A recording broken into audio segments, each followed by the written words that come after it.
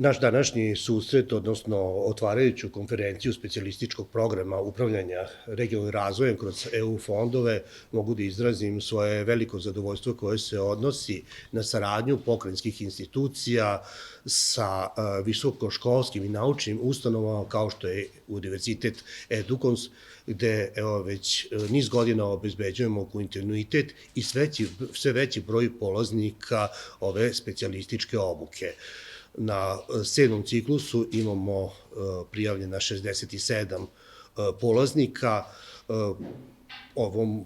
današnjoj konferenciji prethodile su opsežne pripreme koje su podrazumevale duboku analizu svih prijavnih